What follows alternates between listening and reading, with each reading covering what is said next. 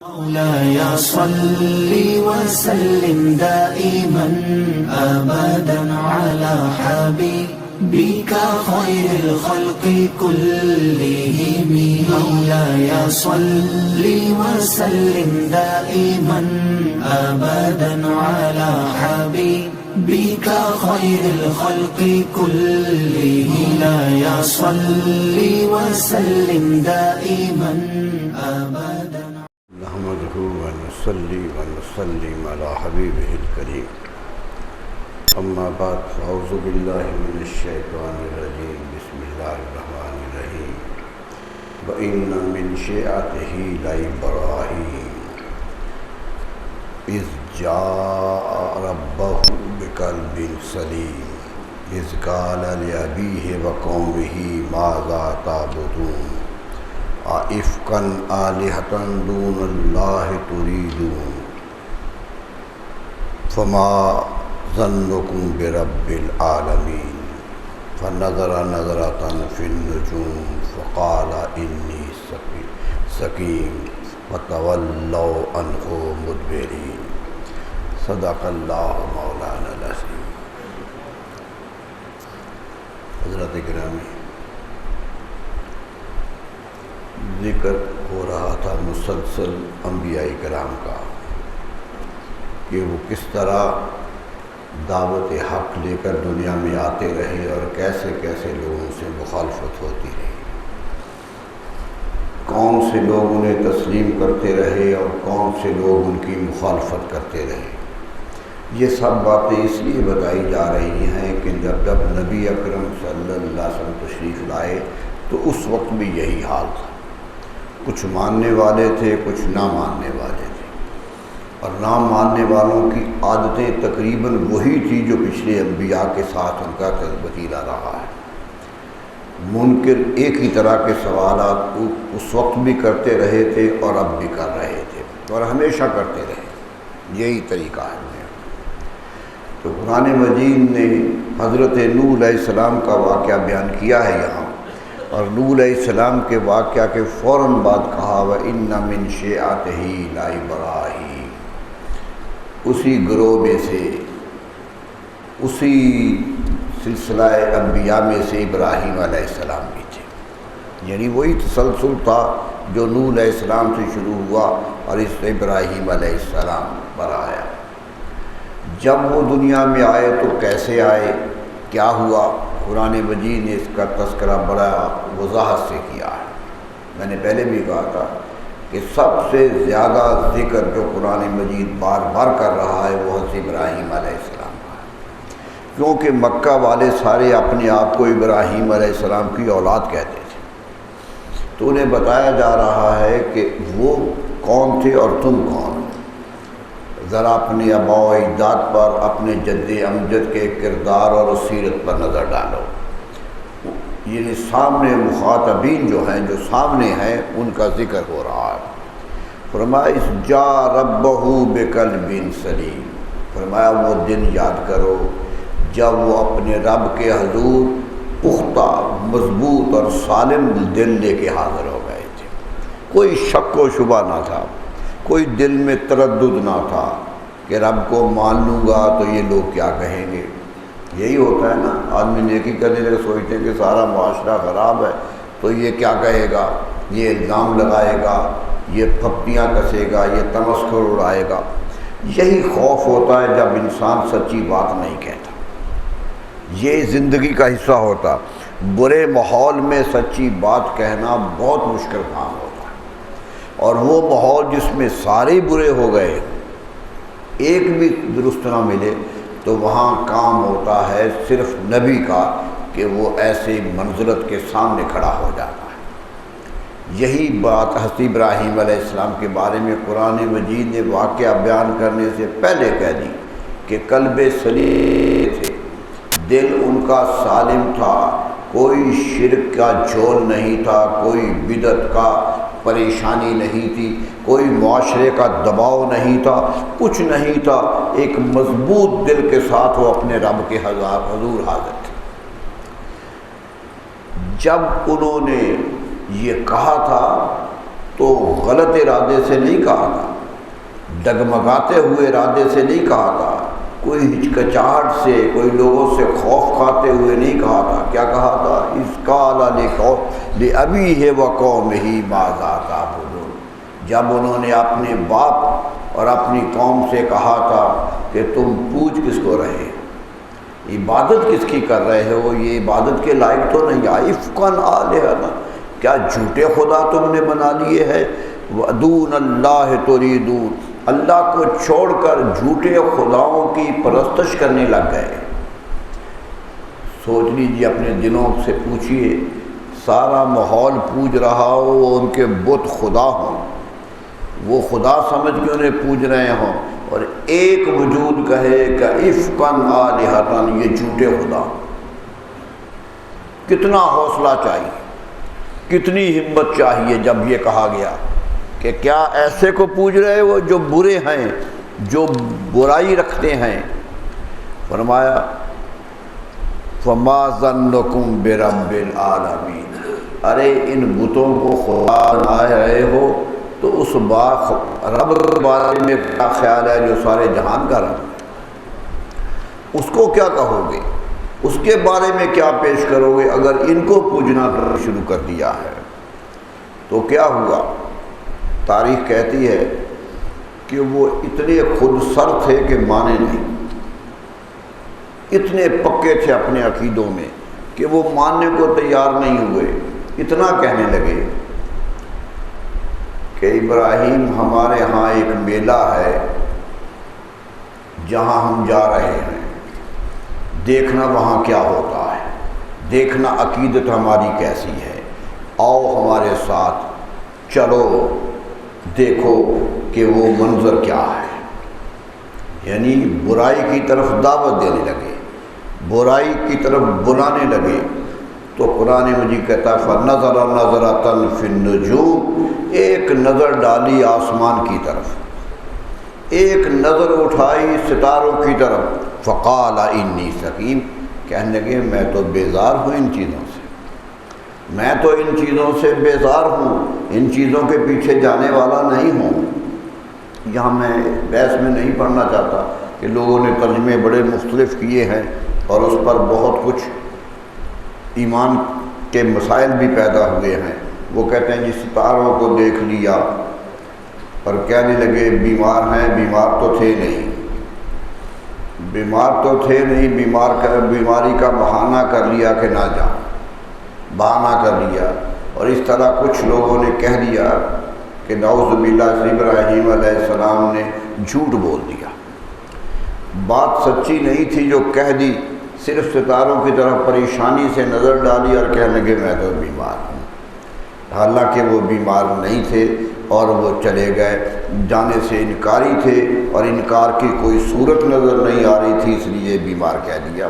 یہ ترجمہ کیا ہے بہت سے لوگوں نے اور اس پر ہنسی ابراہیم علیہ السلام پر، لیکن میں صرف اتنی بات کہنا چاہتا ہوں اس بحث میں الجھے بغیر کہ جب قرآن مجید نے ابراہیم علیہ السلام کا پہلی مرتبہ ذکر کیا، جب ان کی بات شروع کی تھی تو قرآن مجید نے ایک جملہ کہا تھا وَاذْكُرْ فِي الْكِتَابِ ابراہیم، اے نبی صلی اللہ علیہ وسلم حضرت ابراہیم کی کتاب زندگی کو پڑھیے، ان کے زندگی کے حالات پڑھیے، ان کی کتاب زندگی کی دیکھ لیجئے زندگی کیسے تھی۔ فرمایا اِنَّهُ كَانَ صِدِّيقًا نَبِيًّا، وہ نہایت سچ بولنے والے اور اللہ کے نبی تھے۔ قرآن نے پہلے دن ہی یہ فیصلہ کر دیا کہ وہ صدیق تھے، اور یاد رکھیے اگر سادے قرآن کہتا تو پھر تک سچ بولنے والے تھے، کچھ مسلط کا شکار ہو گئے۔ قرآن نے صدیق کہا، اور صدیق کا معنی ہوتا ہے وہ انسان، وہ سچا جو کہے اور اس پر عمل کر کے دکھائے، عملاً سچا ہو، صرف زبان کا سچا نہ ہو، اپنے عمل میں بھی سچا ہو۔ تو اس لیے ہمیں تو کوئی شک نہیں ہے کہ یہ سب الزام ہے، حضرت ابراہیم علیہ السلام کا کردار بڑا روشن ہے۔ ایک بات یہ ذہن میں رکھ لیجیے۔ پھر قرآن کے لفظ بھی دیکھیے، دیکھیے انسان کی عادت ہے، نفسیاتی عادت ہے انسان کی، جب کوئی اس کو سوال کرتا ہے اور وہ جواب دینے میں سوچنے لگتا ہے تو اس کی نظریں اوپر اٹھتی ہیں۔ یہ فطرت ہے انسان کی کہ کوئی بات کرے تو یوں دیکھنے لگتا ہے کہ کیا جواب دوں، اس کا جواب کیا دوں، یہ سوچنے لگتا ہے۔ یہ سوچ جو ہے یہ قوموں کی زندگی کا حصہ ہے۔ بر صغیر کے لوگ بھی سوچتے تھے تو کڑیاں گننا کہتے تھے کہ میں نے اس سے بات پوچھی وہ کڑیاں گننے لگ گیا، یہ اردو محاورہ ہے، یعنی وہ چھت کو دیکھنے لگ گیا۔ اوپر دیکھنا فطرت ہے انسان کی، ہر قوم میں یہ محاورہ موجود ہے۔ اور عرب تو صحرا میں رہتے تھے، وہ تو نظر اٹھائیں تو تارے ہی نظر آتے تھے، انہیں تو آسمان کے سوا کچھ نظر نہیں آتا تھا۔ اس لیے قرآن کہتا فَنَظَرَ نَظْرَةً فِي النُّجُومِ، ستاروں کی طرف دیکھنے لگے۔ اس لیے محدثین نے ترجمہ کیا ہے کہ وہ سوچنے لگ گئے، دیکھنے لگے، کچھ سوچنے لگے کہ کیا جواب دوں۔ فقال انی سقیم، کہنے لگے بیمار ہوں۔ سقیم کا معنی بیمار بھی ہے اور سقیم کا معنی کسی سے غیر متفق ہونا بھی ہے۔ سقیم کا معنی ہوتا ہے انی انا سقیم منکا، میں تجھ سے ناراض ہوں، عرب بولتے ہیں۔ سقیم کا معنی ناراض ہونا ہوتا ہے، غیر متفق ہونا ہوتا ہے، بات نہ ماننا بھی ہوتا ہے۔ حضرت ابراہیم علیہ السلام بیماری کا بہانہ نہیں کر رہے، یہ کہہ رہے ہیں کہ میں تمہارے اس خیال سے متفق نہیں، میں تمہارے اس خیال سے کہ بتوں کے پاس جایا جائے نہیں جا رہا۔ بہرحال بہت بحثیں ہیں اس پر، انشاءاللہ کل پھر ذکر کریں گے۔ فَتَوَلُّوا عَنْهُ مُدْبِرِينَ، پس وہ منہ پھیر کے وہاں سے چلے گئے۔ انہیں تو کوئی شک نہیں ہوا، انہوں نے تو نہیں کہا کہ آپ جھوٹ بول رہے ہیں۔ سوچئے قرآن کہہ رہا کہ وہ منہ پھیر کے چلے گئے، تو آپ نے کہا میں ایسا ہوں، وہ چلے گئے۔ وہ کہہ سکتے تھے آپ تو اچھے بھلے ہیں، آپ تو ٹھیک ٹھاک ہیں، آپ جھوٹ بول رہے ہیں کہ میں بیمار ہوں۔ انہیں تو کوئی شک نہیں ہوا، لیکن آج صدیوں بعد شک ہو رہا ہے۔ یہی بدقسمتی ہے کہ نبی کی ذات پر شک کرنا اور ان کے کردار پر داغ لگانا یہ ایمان کا حصہ نہیں ہے۔ چلے گئے فراغ الی آلہتہم فقال الا تتقون، تو وہ مڑ کے وہاں چلے گئے جہاں ان کے بت پڑے تھے، بت خانے میں چلے گئے، وہاں بت رکھے تھے، آگے کھانے رکھے تھے، چڑھاوے چڑھے ہوئے تھے۔ کہنے کہ یہ کھاتے کیوں نہیں ہو تمہارے لوگ تو تمہیں دیکھے گئے ہیں، تم خاموش بیٹھے ہو۔ طنز ہے، ایک بتانا ہے لوگوں کو کہ یہ کھانے والے نہیں ہیں، جو دیتے ہو ضائع کرتے۔ اور میں کھاتے کیوں نہیں ہو؟ ما لکم لا تنطقون، میں تم سے پوچھ رہا ہوں کیا ہو گیا ہے کہ تم بولتے بھی نہیں، کیا ہو گیا ہے کہ تم بولتے بھی نہیں ہے۔ فراغ علیہم ضربا بالیمین، پس پل پڑے ان پر دائیں ہاتھ کا ہتھوڑا لے کر، مار مار کے پورے بت توڑ دی، پورا بت خانہ مسمار کر دیا۔ فاقبلوا الیہ یزفون، وہ جب واپس آئے تو دوڑتے ہوئے آئے کہ یہ کیا ہو گیا، بت خانہ ہی ٹوٹ گیا سارا بت۔ فقال اتعبدون ما تنحتون، کہنے لگے کیا انہیں پوجتے ہو جنہیں اپنے ہاتھوں سے بناتے؟ ارے یہ خدا ہوتے تو مجھے توڑنے دیتے، اگر یہ خدا ہوتے تو مجھے پکڑتے نہ، میرا ہاتھ نہ تھام لیتے۔ یہ ان کو پوچھتے ہو جو تم ہاتھوں سے گڑتے ہو، تراشتے ہو۔ واللہ خلقکم وما تعملون، اللہ تعالیٰ جو کرتے ہو جو ہو سب کا پیدا کر لیا، خالق وہ ہے۔ قالوا ابنوا لہ بنیانا، کہنے لگے اس کے لیے ایک گڑھا بناؤ، ایک حویلی بناؤ، ایک چار دیواری بناؤ۔ فالقوا فی الجحیم، اور اس آگ جلتی ہوئی آگ میں انہیں پھینک۔ سزا کیا دی؟ آگ کا بہت بڑا الاؤ جلاؤ اور پھینک دے۔ حدیث میں آتا ہے کہ اتنا بڑا الاؤ تھا کہ پھینکنے والے بھی قریب نہیں آتے تھے۔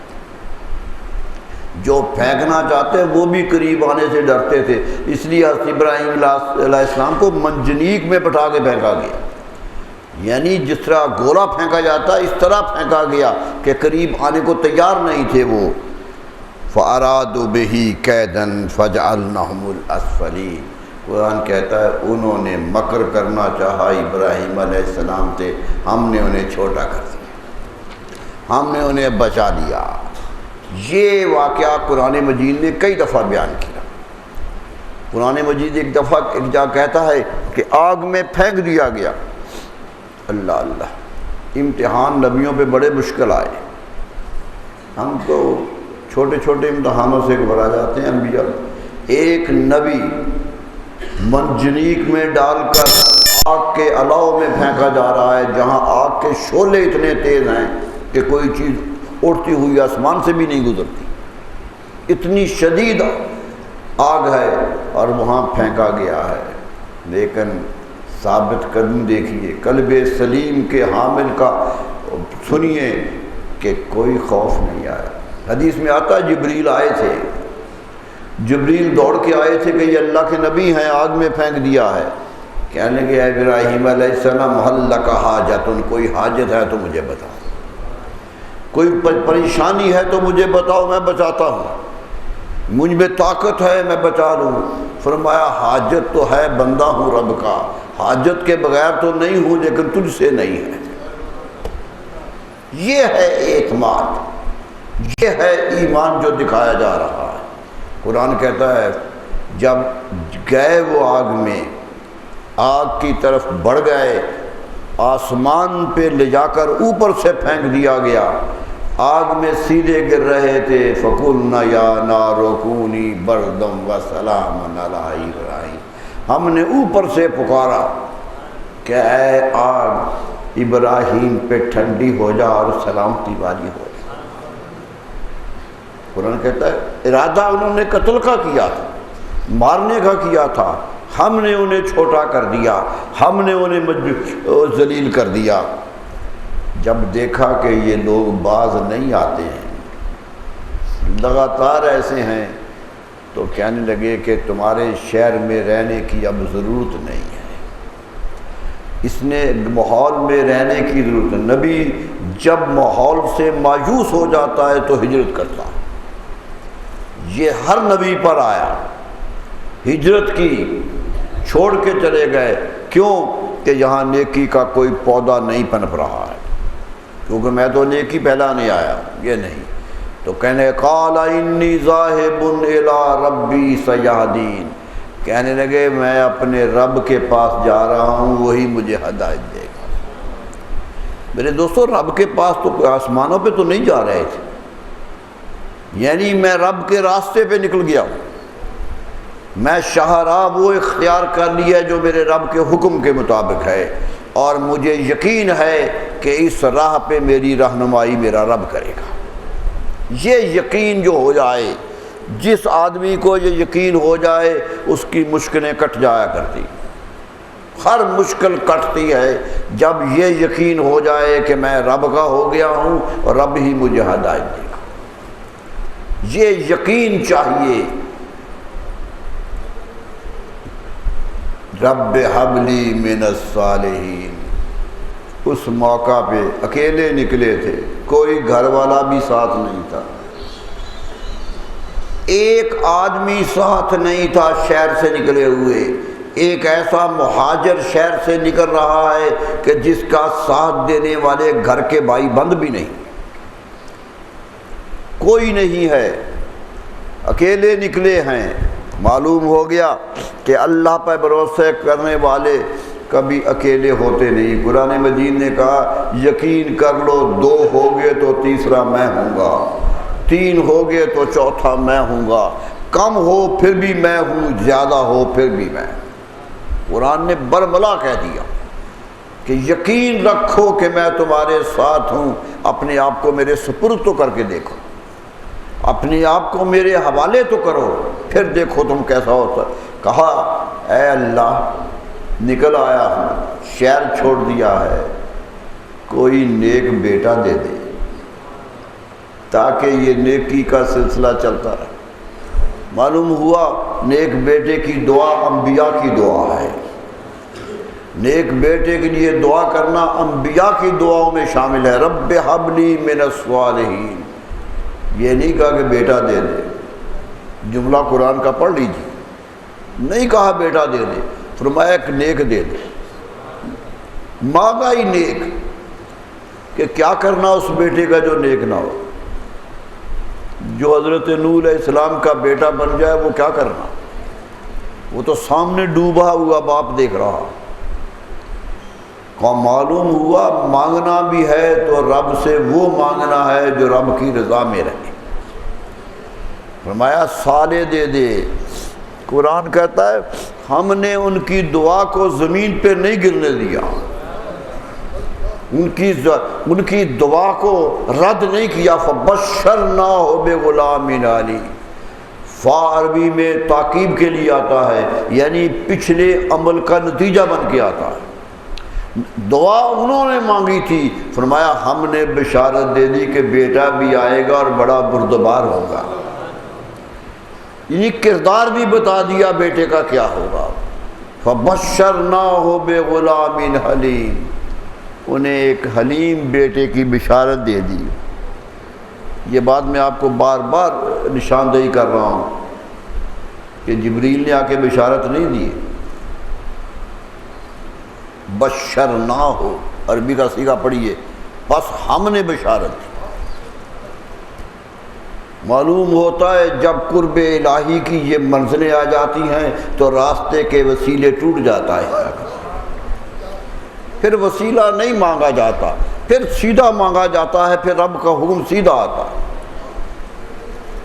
فرمایا فَهَبْ لِي مِنَ الصَّالِحِينَ فَبَشَّرْنَاهُ بِغُلَامٍ حَلِيمٍ، پس دعا انہوں نے مانگی تھی، بیٹا ہم نے دے دیا اور بتا دیا کہ بیٹے کا کردار کیا ہوگا، کیسے ہوگا، غلام حلیم ہوگا۔ لیکن میرے دوستو، جو جس خاطر میں نے یہ آیت پڑھی ہے وہ اب شروع ہوتی ہے کہ بیٹا اللہ نے دیا، 86 سال کی عمر تھی جب بیٹا پیدا ہوا۔ معلوم ہوتا ہے مایوسی کے دنوں میں بھی رب کو پکارنے والے رب سے لے لیتے ہیں، رب کرم کر دیا کرتا ہے۔ 86 سال کی عمر میں بیٹا دیا۔ دوسرا صاحبزادہ 101 سال کی عمر میں ہوا، 14 سال 15 سال کا فرق ہے دونوں بیٹوں میں۔ کہا ہم نے غلام حلیم دیا، اور جب وہ اتنا بڑا ہو گیا کہ باپ کے ساتھ چل سکے، بڑے واقعات قرآن چھوڑ رہا ہے جو دوسری جگہ بیان کر رہا ہے۔ آپ جانتے ہیں کہ چھوٹے ہی تھے تو کہا گیا تھا صحرا میں چھوڑ دو، یہ میں نے پچھلی دفعہ بتایا۔ دودھ پیتے تھے تو کہہ دیا چھوڑ دو۔ بیوی بھی راستے سے ملی تھی، مصر میں گرفتاری ہو رہی تھی کہ اللہ نے کہا گرفتار کیا ہونا ہے، یہ قوم گرفتار ہوگی، بیٹی دے گی۔ حضرت ہاجرہ وہاں سے ملی تھی، اللہ نے ان کے ہاں بیٹا دیا۔ پہلی بیگم کے ہاں بیٹا نہیں تھا، یہ پہلا بیٹا ہے، اکلوتا بیٹا ہے جو 86 عمر میں پیدا ہوا۔ تو کیا ہوا؟ یہ ہم ہی نہیں کہتے، ہماری حدیثیں نہیں کہتی، تورات میں بھی یہی ہے، 86 سال کی عمر لکھی ہے کہ جب ہو گیا تو کیا کہا اللہ نے کہ اے میرے خلیل، ایک ابھی امتحان باقی ہے۔ گھر چھوڑا، رشتہ دار چھوڑے، تعلق دار چھوڑے، مسافرت اختیار کی، اکیلے گھومتے رہے صحراؤں میں، کوئی ساتھ نہیں تھا۔ ایک ساتھی ملا ہے لیکن اس کا بھی امتحان لینا ہے۔ فرمایا چھوڑ آؤ ایسی جگہ پر جہاں ہم نشان لگاتے ہیں، چھوڑ دو۔ صحراؤں میں بھیج دیا، پتھر کی زمین پہ بھیج دیا۔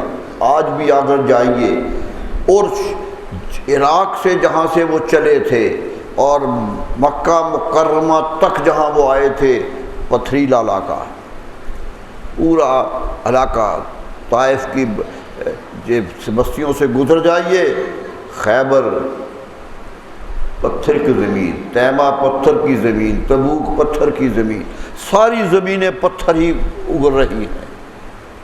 آج بھی چلنا ان پر مشکل ہے، آج بھی چلنا۔ حضور صلی اللہ علیہ وسلم گزرے تھے اس زمین سے جب تبوک گئے تھے، تو فرمایا تھا جلدی گزر جاؤ، یہ عذاب کی زمین ہے، کیونکہ حضرت صالح علیہ السلام کی قوم پر عذاب یہیں آیا تھا۔ مدائن صالح آج بھی جانے والے کو اپنی کہانی سنا رہے ہیں، جائیے کبھی شوق ہو جائیے۔ آج بھی وہ بستی ساری کی ساری موجود ہے، اور وہ پہاڑ موجود ہیں، اور ان کے گھر بنے ہوئے موجود ہیں، اور وہ بتا رہے ہیں آنے والوں کو کہ ہم کیا تھے۔ آج پوری کہانی پتھروں میں موجود ہے، لوگ جا رہے ہیں، دیکھ رہے ہیں، لیکن گزر جاتے ہیں کہ عذاب کی زمین ہے، عذاب پتھر کے کونے کونے پہ نظر آ رہا۔ تو میرے دوستو، اس کے چل کے آئے، ایک سواری لی، اور ابراہیم علیہ السلام اپنی بیگم کو پیچھے بٹھا کر بچے کو گود میں لے کے آئے، سفر کیے، چلتے گئے، اور آ گئے کعبہ کی وادی میں، جہاں کعبہ ہے، جہاں زمزم ہے، اور وہاں چھوڑ دیا، کہا چھوڑ جاؤ، چھوڑ کے چلے گئے۔ اللہ اللہ، امتحان تھا بہت بڑا کہ چھوڑ جاؤ، ایک ہی سہارا بڑھاپے کا ملا تھا، اسے بھی چھوڑ دو، اسے بھی اپنے رب کے حوالے کر دو، کہ ہمیں بتانا ہے کہ انسان سمجھتا ہے اولاد وہ پالتا ہے، ارے پالنے والے تو ہم ہیں، تمہیں تو ایک ذریعہ بنایا جاتا ہے، پالتے ہم ہیں، اگر نہ پالتے تو اسماعیل علیہ السلام کو کیسے پالو؟ چٹانوں پہ پڑا ہوا بچہ آج تاریخ کے ماتھے کا جھومر ہے، اتنا بڑا نام۔ نبی صلی اللہ علیہ وسلم فخر کرتے تھے، آپ نے خود اپنا شجرہ نسب بیان کیا کہ میں فلاں کا بیٹا ہوں، وہ فلاں کا بیٹا تھا، وہ فلاں کا بیٹا تھا۔ 22 پشتیں گنی نبی صلی اللہ علیہ وسلم، گن کے کہا کہ تم سب جانتے ہو کہ یہ اسماعیل علیہ السلام کی اولاد ہے۔ انا ابن ذبیحین، لوگوں میں 2 ذبح کی اموروں کا بیٹا، میرا باپ ذبح ہوا تھا، اس کا ذکر کیا نبی صلی اللہ علیہ وسلم۔ چھوڑ گئے، کئی سال چلے گئے چل۔ میں نے پچھلی دفعہ کہا تھا کہ قبیلہ آ گیا جرہم کا، آباد ہو گیا، خیمے لگ گئے، پانی زمزم کا نکل آیا، حضرت اسماعیل کے قدم کے صدقے نکل آیا، آج تک آبادی ہو گئی۔ بہت دیر کے بعد اللہ کا حکم ہے کہ ابراہیم علیہ السلام جاؤ بڑے بیٹے کو دیکھو کہ اس کے بعد چھوٹا بیٹا پیدا ہو گیا۔ معلوم ہوتا ہے 14 سال کا وقفہ ہے، کیونکہ وہ 14 سال چھوٹے ہیں اسماعیل علیہ السلام سے، اور حکم یہ تھا کہ جاؤ بڑے بیٹے کو دیکھو۔ معلوم ہوتا ہے چھوٹا بیٹا موجود تھا اس وقت، ان کی پیدائش پر کہا کہ جاؤ جا کر بڑے کا پتہ کرو کیا ہے۔ ابراہیم علیہ السلام چل کر آئے میرے دوستو، اسی سواری پہ، اونٹنی پہ، پتھر کاٹتے ہوئے آئے، پتھروں پہ چلتے ہوئے آئے، اور وہاں آئے تو رونق لگی ہوئی تھی۔ وہاں شہر آباد تھا، بڑی خوش ہوئے، بیوی نے دیکھ لیا، پہچان لیا، اور اسماعیل علیہ السلام کا بیٹا یہ تیرا باپ ہے۔ ارے باپ نے پالا نہیں ہے، باپ نے خدمت نہیں کی ہے بچے کی، نہ پالا ہے نہ خوراک دی ہے، اتنے سالوں کے بعد آئے ہیں، صرف ماں نے کہا کہ بیٹا یہ تیرا باپ ہے، اور بیٹے نے بیٹے ہونے کا حق ادا کر دیا، حق ادا کر دیا۔ یہ نیک نسل کا کارنامہ ہوتا ہے، نسلیں قرب میں رہے نہ رہے، نیکی اندر ہو تو نسلوں میں منتقل ہو جایا کرتی ہے۔ علامہ اقبال نے اس پر بڑی اچھی بات کہی تھی، انہوں نے کہا سوچو اسماعیل علیہ السلام کو کس نے بتایا تھا کہ یہ باپ ہے؟ کہہ سکتے تھے یہ کیسا باپ ہے جو مجھے جنگل میں چھوڑ گیا تھا، جو مجھے صحرا میں موت کے حوالے کر گیا تھا، پالنے بھی نہیں آیا، لقمہ کھلانے کے لیے بھی نہیں آیا۔ آج کا بچہ اگر تھوڑے سے مطالبات پورے نہ کرو تو بغاوت کرتا ہے۔ میرے دوستو اس بچے کی حالت دیکھو جس کو کچھ نہیں دیا گیا، کوئی خدمت نہیں کی گئی، لیکن بچہ تیار ہے۔ اقبال چیخ اٹھا اس پر کہ یہ فیضان نظر تھا یا کہ مکتب کی کرامت تھی۔ یہ بزرگوں کا فیض نظر ہے جو کردار بناتا ہے، یہ کتابیں نہیں بناتی۔ یہ فیضان نظر تھا یا کہ مکتب کی کرامت تھی، سکھائے کس نے اسماعیل کو آداب فرزندی؟ کس نے آداب فرزندی سکھا دیے تھے اسماعیل علیہ السلام کو؟ کیوں کہ آئے تھے، بیٹے کے تعارف ہوا تھا، بیٹا ملا تھا، ماں نے کہا تھا یہ بیٹا ہے، سوئے تھے تو خواب آ گئی تھی کہ اس بیٹے کو ذبح کر دو۔ امتحان پہ امتحان ہے، ایک نہیں امتحان پہ امتحان ہے۔ 3 دن حدیث میں آتا خواب آتی رہی، تو بیٹے کو بلایا، قرآن کہتا ہے فَلَمَّا بَلَغَ مَعَهُ السَّعْيَ، جب اتنے ہو گئے کہ ساتھ دوڑ سکیں، ساتھ چلنے کے قابل ہو سکے، قال یا بنی انی ارا فی المنام انی اذبحک فانظر ماذا تری، کہنے لگے اے میرے بیٹے میں نے خواب میں دیکھا ہے کہ گویا کہ میں تجھے ذبح کر رہا ہوں۔ ذبح کیا نہیں، ذبح کر رہا ہوں، یہ دیکھا ہے، ذبح کا عمل جاری ہے، یہ دیکھ لیا ہے، اور دیکھا بھی خواب میں ہے۔ فانظر، تو نظر دوڑا، تو سوچ کے بتا، ماذا ترا، تیری رائے کیا ہے، تیری رائے کیا ہے؟ کہہ سکتے تھے وہ خواب کی تعبیر پوچھ رہے تھے، یہ بھی کہہ سکتے تھے۔ باپ کو خواب آئے، بیٹا کہتے اس کا معنی یہ ہو سکتا ہے، اس کا معنی یہ ہو سکتا ہے، کئی معنی کیا جاتا ہے، تعبیریں مختلف ہو سکتی۔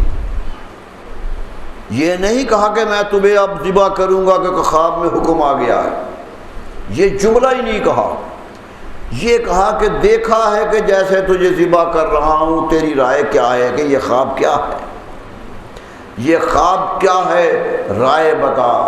میرے دوستو بیٹا بھی تو پیغمبر کا بیٹا تھا اور خود نبی تھا، نبیوں کا خاتم النبیین کا باپ بننا تھا اس بیٹے نے، تو کیا کہا؟ قال یا ابت افعل ما تؤمر، اے میرے ابا جان جو حکم ملا ہے اس پہ عمل کر دیجیے، جو حکم ملا۔ تاریخ دان حیران ہیں، مفسرین پریشان ہیں کہ باپ تو حکم کہہ نہیں رہا، باپ تو کہتا ہے خواب ہے، اس کی تعبیر بتاؤ، تیری رائے کیا ہے اس خواب کے بارے میں کہ یہ خواب کیسی ہے، تعبیر بتانی تھی، بیٹا کوئی تعبیر نہیں بتا رہا، کہہ رہا ہے یار ابا جان یہ حکم ہے کر دیجیے۔ یہ قربانی کا جذبہ تو ابراہیم علیہ السلام نے پہلے پیدا کیا۔ فانظر ماذا تری قال یا ابت افعل ما تؤمر، اے ابا جان جو حکم ملا ہے کر دیجیے۔ باقی رہے میری بات کہ جان تو میری جانی ہے، جان تو میری جانی ہے، آپ کا تو ایک بیٹا اور بھی ہو گیا ہے، زندگی سے ہاتھ تو میں نے دھونے ہیں، لیکن میری بات سن لیجئے، یا ستجدنی انشاءاللہ من الصابرین، اللہ نے چاہا تو آپ مجھے صابر پائیں گے، مجھے صبر والا پائیں گے، لٹکھڑاؤں گا نہیں، چیخوں گا نہیں، کوئی تڑپوں گا بھی نہیں، کیونکہ تعمیل حکم الہی ہو رہی ہے۔ میرے دوستو نبی کی فراست دیکھیے، باپ مفسرین لکھتے ہیں کہ باپ نے اس لیے مشورہ نہیں کیا تھا کہ اگر وہ مانے تو کر دوں یا نہ مانے، کیونکہ رب حضرت ابراہیم کو تو حکم ہو گیا تھا، وہ تو حکم کے پابند تھے، لیکن دیکھنا چاہتے تھے کہ جس پر حکم نافذ ہوگا وہ کیا کرتا ہے، جس پر حکم چلنے والا ہے، جس کے 14 سال کی عمر میں جسے اپنی زندگی دے دینی ہے، 14 سال کا بچہ جوانی چڑھ رہا ہے اور اسے کہا جہاں کہ تجھے ذبح کرنا ہے، میں نے، میرے دوستو بچہ تڑپ نہیں اٹھے گا، کتنا انکار کرے گا؟ کیا کہہ رہا ہے بچہ؟ ستجدنی انشاءاللہ، اللہ نے چاہا، غرور بھی نہیں کیا۔ کتنا نبی کا ایمان ہے اللہ پر کہ اللہ نے چاہا تو صابر پائیں گے مجھے، یعنی صبر میں کروں گا لیکن توفیق میرے رب کی ہوگی۔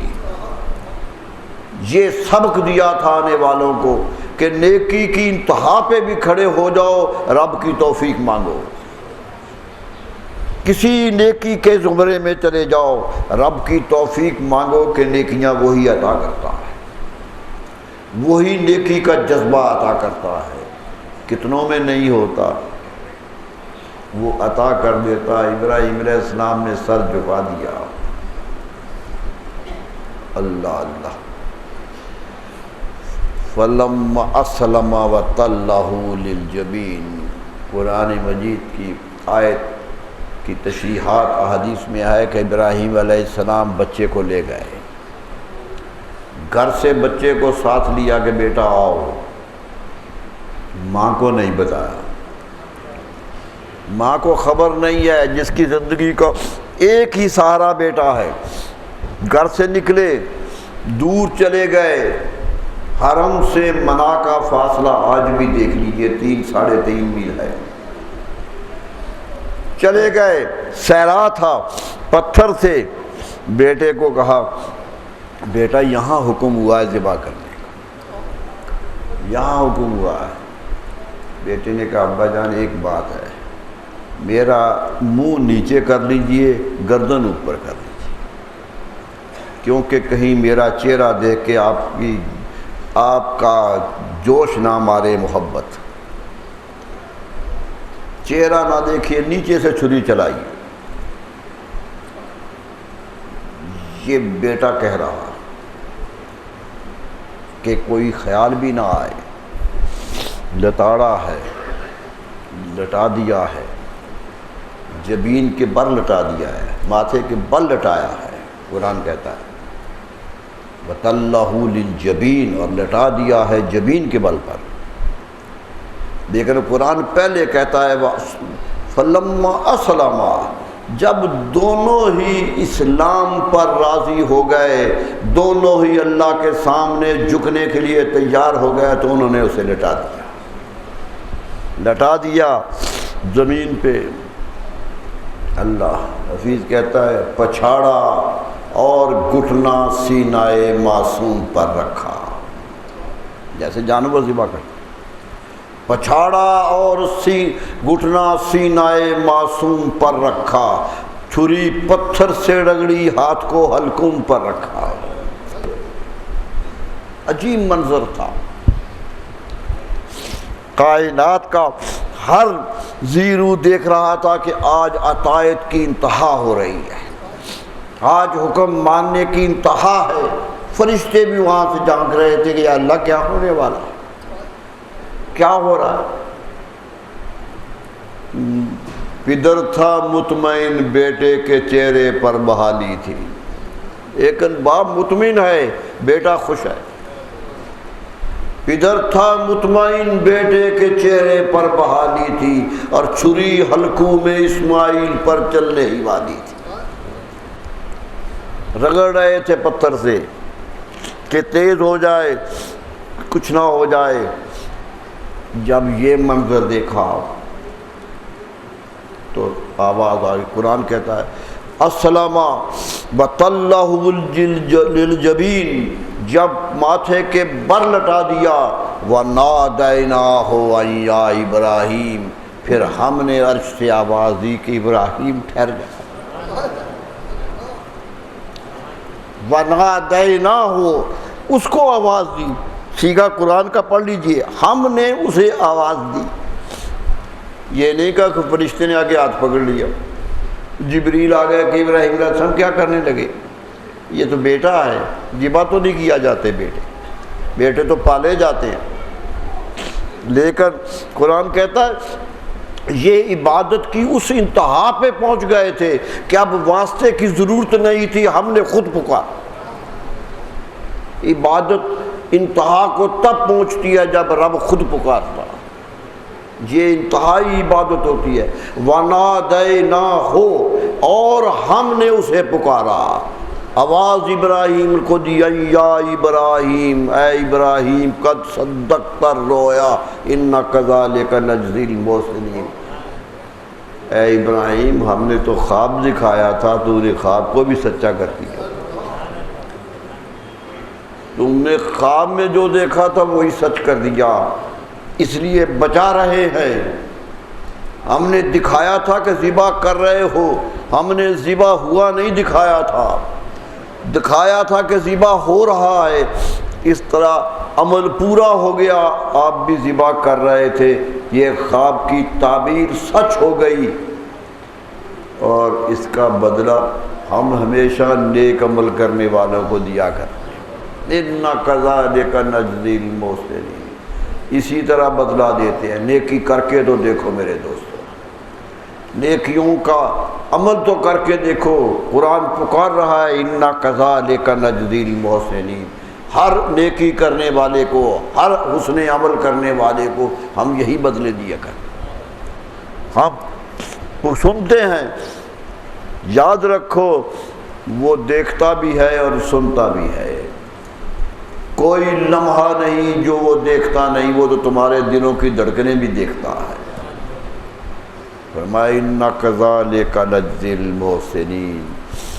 لیکن ایک بات لوگوں یاد رکھنا، ہم نے احسان کا بڑا بدلہ دیا، اِنَّ هَذَا لَهُوَ الْبَلَاءُ الْمُبِينُ، یاد رکھنا یہ بڑی کھلی آزمائش تھی، یہ امتحان بڑا سخت تھا، اس سے سخت امتحان کسی انسان پر نہیں آ سکتا کہ باپ ہو کر بڑھاپے کے سہارے پر چھری رکھ دے۔ فرمایا یاد رکھو بلاء مبین، یہ بہت بڑی آزمائش تھی، وَفَدَيْنَاهُ بِذِبْحٍ عَظِيمٍ، ہم نے بدلہ بھی یہ دیا کہ بڑی قربانی کر کے بدلہ دے دیا۔ قربانیاں ہی قربانیاں، دنیا جہان کے ہر تختہ قربانی میں شمار ہو گیا۔ ایک صحرا میں باپ اور بیٹا قربانی کر رہے تھے، تیسرا دیکھنے والا کوئی نہیں تھا، لیکن آج کریا کریا، بستی بستی، گھر گھر اس کی یاد منائی جا رہی۔ فرمایا وَفَدَيْنَاهُ بِذِبْحٍ عَظِيمٍ وَتَرَكْنَا عَلَيْهِ فِي الْآخِرِينَ، فرمایا اور ہم نے اس سنت کو آنے والوں پر لازم کر دیا ہے، آنے والوں پر یہ سنت طاری کر دی ہے۔ سلام علی ابراہیم کذالک نجزی المحسنین، فرمایا ابراہیم پر سلامتی ہو۔ میرے دوستو، ایک دوست آ جائے سلام کرے تو آدمی کا دل کھلتا ہے کہ سلام کرتا ہے، سلام سے بڑے بڑے مسئلے حل ہو جاتے ہیں۔ اس پیغمبر کی، اس خلیل اللہ کی عظمت کو سلام کیجئے جسے رب سلام کر رہا ہے۔ سلام علی ابراہیم، سلام ہو ابراہیم علیہ السلام پر، کذالک نجزی المحسنین، اسی طرح نیکوں کو ہم بدلہ دیتے رہیں گے، بدلے ملتے رہیں گے۔ انہ من عبادنا المؤمنین، آخری بات کہہ دی کہ یاد رکھو وہ ہمارا بندہ تھا اور مومن بندہ تھا، ایمان والوں میں سے تھا، اس لیے یہ سارے مرحلے سے گزر گیا۔ ایمان نہ ہو تو کوئی ایسی قربانی نہیں دیتا، ایمان کی قدر و قیمت ذہن میں ہو تو پھر جان بھی پرواہ نہیں ہوتی، شہید جان دے دیتا ہے۔ لوگ پیسہ محنت سے کروا کر اپنے جیبوں میں ڈالتے ہو، ایمان ہی نکال دیتا، وہی نکالتا ہے، دے دو کسی کو اللہ کے نام پر، معلوم ہوا ایمان کی قوت سب سے بڑی قوت ہے، اور قرآن مجید نے آخری آیت یہی کہی تھی انہ من عبادنا المومنین۔ کیوں یہ سب کیوں ہو گیا؟ کہ ہمارے مومن بندوں میں سے تھا، ایمان والے بندوں میں سے تھا۔ میرے دوستو، مومن ہونا بڑا شان والا ہے، ایمان بڑی قوت والا ہے، ایماندار ہونا اللہ کی بڑی نعمت ہے۔ یہ واقعہ نبی صلی اللہ علیہ وسلم پر نازل ہوا، یہ قرآن نے تفصیل سے واقعہ بیان کر دیا۔ نبی صلی اللہ علیہ وسلم سے پوچھا گیا کہ یا رسول اللہ ہم کیا کریں؟ فرمایا ذبح کرو، سمنوا ضحایاکم فإنہا متاعکم۔ یاد رکھو یہ قربانی صرف قربانی جذبائی نہیں ہے، یہ تمہاری نجات کا بھی ذریعہ ہے۔ جہاں چلنا مشکل ہوگا یہ تمہاری سواریاں بن کے آئیں گی، یہ سواریاں بن کے آئیں گی۔ صحابہ نے پوچھا حضور کیسے کرنی ہے؟ فرمایا سنت ابیکم ابراہیم، یہ تمہارے باپ ابراہیم کی سنت ہے۔ جب بھی کرو گے زندگی میں، جب بھی کرو گے ذکر کرو گے ابراہیم علیہ السلام کا۔ نبی صلی اللہ علیہ وسلم نے خود مدینہ منورہ میں قربانی کی۔ حدیث میں آتا ہے چھری لے کر، آستینے چڑھا کر، خود ہاتھ میں پکڑ کے، آج لوگ کہتے ہیں جی پکڑنے ڈر لگتا ہے قربانی کرتے ہوئے، رحم آ جاتا ہے قربانی نہیں ہوتی۔ میرے دوستو کتنے رحم والے ہو اس رحمت عالمین سے بھی زیادہ، جو کائنات کے لیے رحم بن کے آئے تھے، وہ خود ہاتھ میں چھری لے کے ذبح کر رہے، خود ذبح کیے۔ صحابہ کہتے ہم دیکھ رہے تھے، مستعدی سے ذبح کر رہے تھے۔ املاحے نے 2 میڑے ذبح کیے جن کے رنگ چت کبرے تھے، سفید اور کالا رنگ تھا اس میں، اور سینگ بڑے بڑے تھے۔ صحابہ تو اس کا نقشہ کھینچ رہے کہ ایسی قربانی کی، اور قربانی کر کے ایک جملہ کہا، میں سمجھتا ہوں ابراہیم علیہ السلام کو خراج محبت اس سے زیادہ نہیں ہو سکتا، اس سے بڑا خراج نہیں پیا کیا تھا۔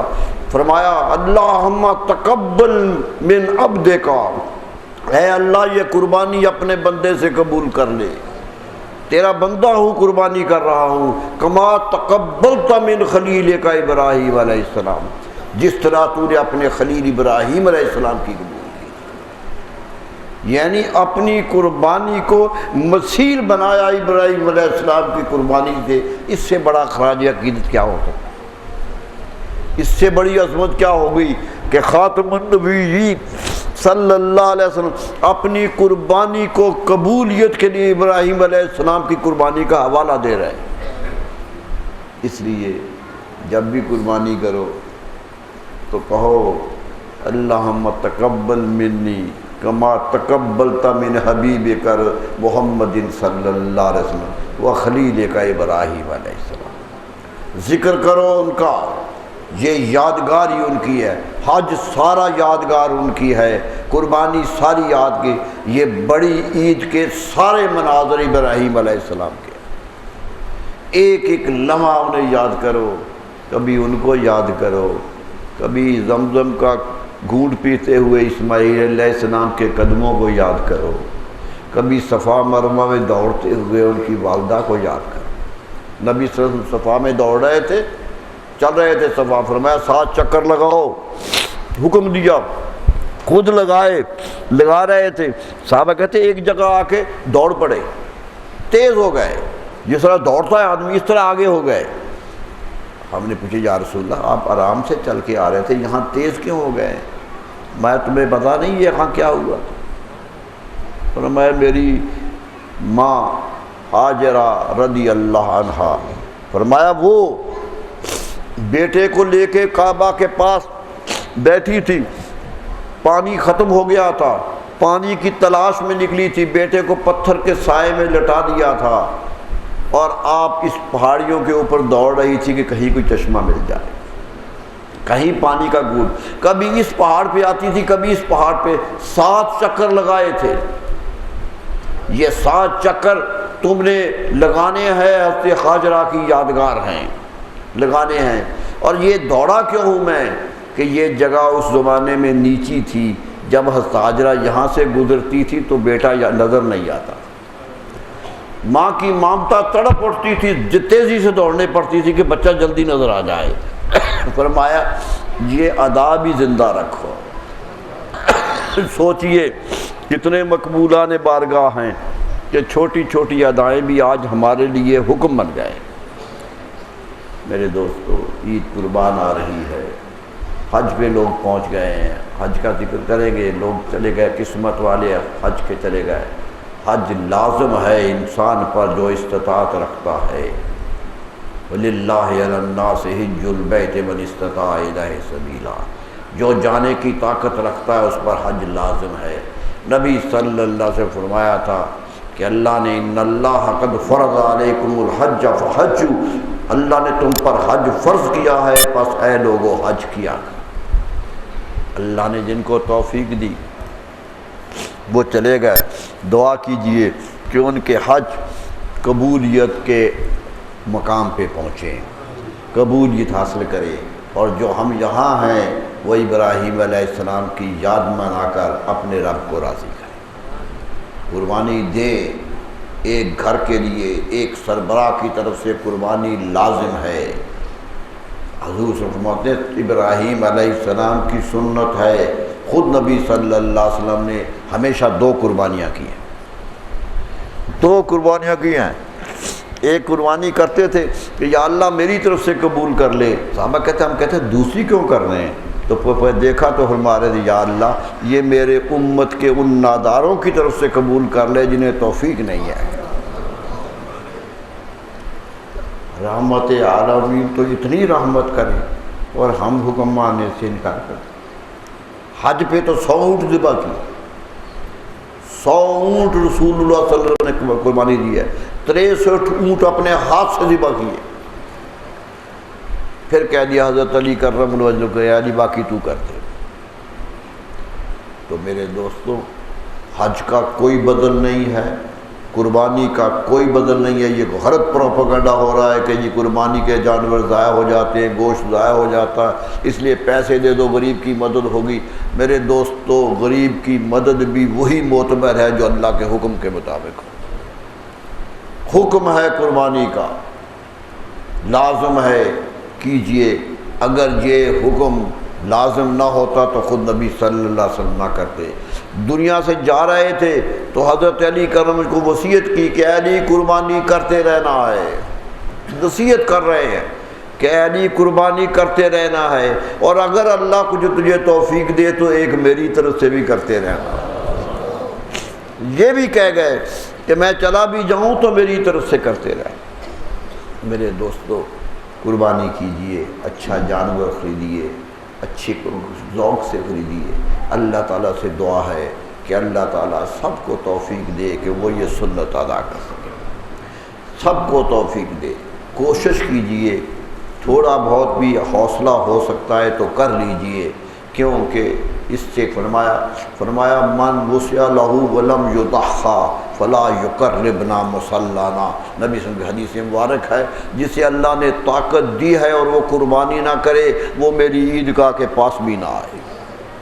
اتنا سخت حکم دیا کہ وہ آئے نہیں، ہم میں سے نہیں رہا۔ اس لیے گھبرائیے نہیں، اللہ تعالیٰ دے گا۔ یہ دولت اللہ کی طرف سے آتی ہے، کتنی محنت کرو نہیں ملتی ہے، کتنی محنت کرو ضائع ہو جاتی ہے، جب اللہ کا کرم ہوتا ہے تو ہو جایا کرتی ہے۔ اللہ پہ بھروسہ کیجئے، دولت وہ دیتا ہے، رزق وہ دیتا ہے، وَمِمَّا رَزَقْنَاهُمْ يُنْفِقُونَ، وہی کہتا ہے کہ جو ہم نے دیا اس سے خرچ بھی کر۔ اللہ تعالیٰ سے دعا ہے کہ سب گھروں کو قربانی کی نعمت سے نوازے۔ مولاي صل وسلم دائما أبدا على حبيبك